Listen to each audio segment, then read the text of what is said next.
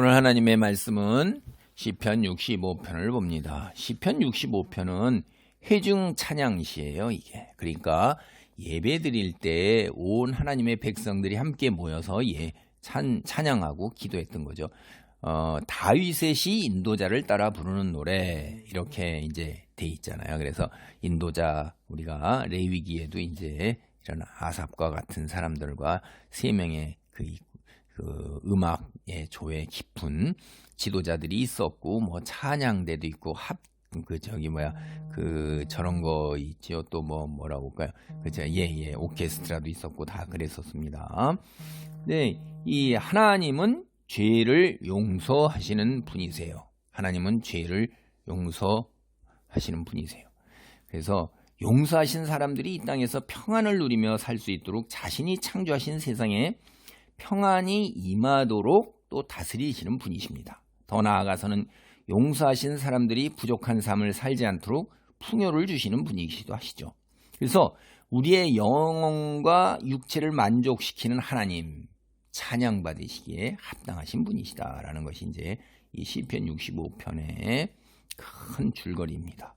먼저 오늘 단락 1절로부터 4절인데 죄를 용서하신 것에 대해서 찬양을 올리는 거예요. 야, 기가 막히죠. 그러니까 이게 시편이 예수님 오시기 얼마나 오래전에 쓰여진 거예요. 대략 다윗의 시대에 쓰여졌다 혹은 그 이후에 쓰여졌다 하더라도 예수님 오시기 전에 엄청나게 오랜 세월, 천여 년의 세월 가까이 쓰여진 건데 하나님께서는 시공간을 초월하셨기 때문에 이게 현재와 과거와 미래가 같이 있는 거 우리 머리로 이해가 안 되는 거예요. 우리는 그 크로니컬 이렇게 우선 이렇게 일련의 순서에 따르는 이런 시간에 익숙해져 있고 이걸 벗어나지 못하는데 초월하시는 전능하신 하나님이니까 우리의 머리에 담을 수가 없죠.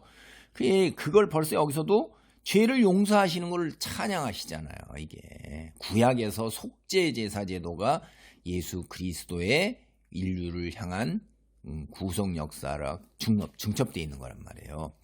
하나님이여 찬송이 시온에서 주를 기다리오며 사람이 소원을 주께 이행하리이다. 기도를 들으시는 주여 모든 육체가 주께 나아오리이다. 죄악이 나를 이겼사오니 우리의 허물을 주께서 사하시리이다. 주께서 택하시고 가까이 오게 하사 주의 뜰에 살게 하신 사람은 복이 있나이다. 우리가 주의 집 곧 주의 성전으로 아름다움으로 만족하리이다. 여기서도 보면요 2절에 모든 육체, 이거는 이 유대인들은 자기 자신과 그 다음에 이방인으로 둘로 구분했단 말이에요. 마치 그리스 사람이나 로마 사람들이 로마인이냐 아니냐, 그리스 사람들은 자기네 그리스 사람 문명인과 나머지는 야만인으로 구별한 것처럼. 그런데 모든 육체, 유대인이나 이방인이나 가리지 아니하고 속칭 이방인은 지옥의 불쏘시개 정도로 생각했는 그 사람들까지도 하나님께 다 나온다 이 말이에요. 그러니까 이게 벌써 중첩적으로 이방에게 구원의 문이 열리는 것, 이런 게 다 여기 들어있고요. 그 다음에 주께서 택하시고 이게 그러니까 우리 머리로도 이게 이해가 안 가고 논리적 사고로 우리 사고로는 이해가 안 가는 거예요. 하나님께서 택하여 세우셨다 이 말이에요. 믿는 자들, 이거 벌써 창세 전에부터 하나님께서 인류를 창조하시기도 전에 벌써 인류 구원의 역사 계획을 마련하시고 그게 하나님의 비밀이요 예수님의 비밀입니다. 성경의 용어로. 그리고 또 뒤에 나왔을 때 택하여 세우셨다 이 말이에요. 모태에서 나를 짓기도 전에 벌써 나를 아신 분이라고 욥의 고백이 있어요. 이거 우리 머리로 다 이해가 안 가죠. 성경이 그러니까 이게 선언하고 서술하는 거를 진리로 받아들이는 거지 우리의 논리적, 그러니까 우리의 경험과 이성으로 이해가 안 되는 영적 진리는 믿느냐 안 믿느냐는 선택이에요. 그냥. 그래서 택하셨어요. 그런데 그 속에 또 우리의 선택도 있어요. 책임이 있다 이 말이에요. 그래서 하나님이 그 책임을 물으신다는 거잖아요. 우리가 택한 것에 대해서 끝까지 유지할 수 있도록 능력을 주시고 힘을 주시고 또 이해가 안 되지만은 하여간 그런 부분이 있어서 책임을 얘기하시는 것 같습니다. 자, 이제 선택할 때 하나님이여 찬송이, 이렇게 해서 예배에 우리가 시작할 때 예배의 부름이 있죠. 묵상기도 하면서 오늘 주일 예배를 드리도록 하겠습니다. 예배를 시작하겠습니다 하고 예배의 부름이에요. 이게 매우 밝은 분위기에서 이제 하나님께 기도를 드리고 찬송을 시작하는 거예요. 하나님에 대한 찬송이 시온에서 주님을 기다리며 모든 사람들이 서원을 이제 주께 이행한다는 거예요. 내가 이래 하겠나이다. 하나님, 내가 하나님을 믿습니다. 라고 그러는 게 서원입니다. 이게 하나님과의 그 언약 관계를 맺고 그 언약 관계를 신실하게 지키겠다는 게 오늘로 치면 예수 그리스도를 영접하고 주의 말씀대로 따라 순종하겠다는 거예요. 그거예요. 예배 중에 임하셔서 경배와 찬양을 받아주셔 달라는 거예요. 주를 기다려오며 모두 사람이 서원을 주께 이행하리다는 것은 내가 하나님이 믿기로 하나님의 백성이 되기로 하셨사오니 이제부터 내가 드리는 기도를 들어주시옵소서 하는 거예요. 우리가 아무리 찬양하고 기도해도 하나님이 받지 않으시면 우리의 죄악이 담을 쌓아서 사람이 아무리 찬양해도 하나님이 받지 않으면 별 의미가 없는 거예요. 그래서 하나님이 꼭 찬양을 받아주시옵소서 이렇게 간곡히 하나님께 간절히 간구하는 거예요.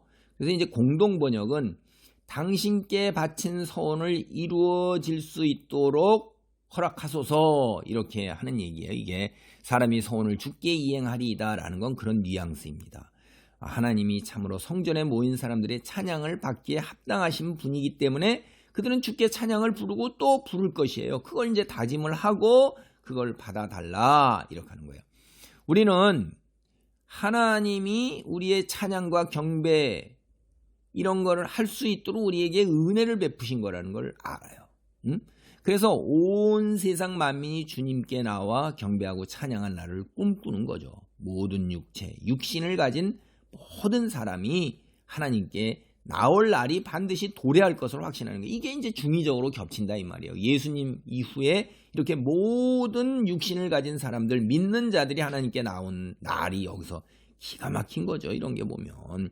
그리고 성전이 모든 세상에 있는 모든 피조물의 창조주이신 여호와를 찬양하는 장소가 될 거를 벌써 이야기를 하는 겁니다. 그래서 하나님은 이스라엘의 하나님으로만, 그 다음에 믿는 자의 하나님으로만 계시기에는 너무나도 놀랍고 은혜롭고 능력이 뛰어나신 분이기 때문에 모든 열방 모든 사람들이 다 찾을 수밖에 없고 알게 된다 이거예요. 그래서 열방이 하나님을 찾고 그들이 먼저 하는 일이 뭐냐면 주님께 기도를 드리는 거예요. 그래서 주님은 기도를 들으시는 분이시기 때문에 모든 열방이 하나님께 기도를 드리는 것입니다. 그 다음에 죄악이 나를 이겼사오니 이 말은 사실은 이러는 거예요. 이게 죄악이 나를 이겼다는 거는 히브리어 본문의 그 텍스트를 글자 그대로 직역을 한 건데 이게 공동체의 기도와 찬양이잖아요. 그래서 죄악이 나를 이겼사오니 이런 것보다는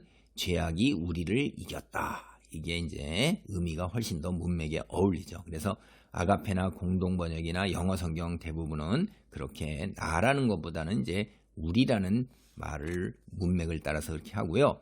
이게 죄악이 나를 이겼다 하는 거는 죄를 상대로 사람들이 싸우는 거예요. 우리가 그냥 쉽게 그냥 악한 본성을 가지고 태어났지만은 아담 이후로 죄를 지은 것에 그렇지만은 사람은 하나님의 말씀과 진리를 알게 된 후에는 죄를 짓지 않으려고 발버둥을 친다 이 말이에요. 그런데 우리가 패배해요. 왜? 연약하기 때문에. 육체의 연약으로 예수님도 마음은 원이로되 육체가 연약하니 깨어 기도하라 그렇게 하셨잖아요. 그래서 하나님께서 패배한 것에 대해 책임을 추궁하거나 문제 삼지 않으신다는 거죠. 그래서 온 세상 사람들이 오직 여호와 하나님만이 우리의 죄 용서하실 수 있다는 사실을 알게 되고 주님의 성전 시온으로 몰려드는 그 죄 용서받기 위해서 그 환상을 꿈꾸고 있는 거예요. 여러분 그런 날이 도래할 것입니까? 이게 이런 비전이 실현 가능한 것입니까?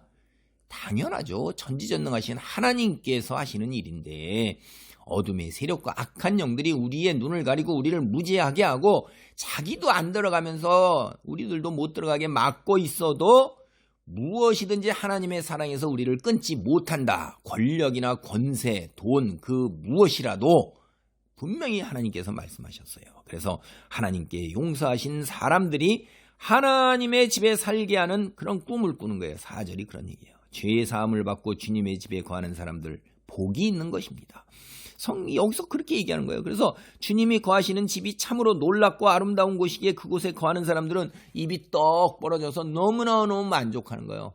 아니 1000% 10,000% 만족하는 거예요. 어떤 필요나 아픔도 고통도 없어 너무너무 행복할 것이라는 것입니다. 하나님이 주님을 예배하는 그곳에서 모든 필요를 채워주시고 평안을 주시기 때문에 그러한 것입니다. 그래서 우리가 주의 집 구해 주의 성전의 아름다움으로 만족하며 주의 뜰에 살게 하신 사람 천국에 들어가게 하신 기도하겠습니다. 하나님 감사합니다. 주의 뜰에 살게 하신 사람 복이 있고 주의 집 주의 성전의 아름다움으로 하나님께서 택하셔 가까이 오게 하신 사람들 참으로 만족하고 기뻐하며 하나님께 영광 돌리고 찬송하는 것을 깨닫습니다. 오늘 이 땅에 살면서도 주께 드리는 예배와 찬송이 얼마나 큰 은혜요 복인 것을 다시 한번 세상 깨닫습니다. 택하여 세우신 것 아버지 감사하며 주의 성전에 나아가는 그날까지 이 땅에서 삶의 여정 아버지 찬양과 경배와 감사로 넘치게 하옵소서. 예수님의 이름으로 기도하옵나이다. 아멘.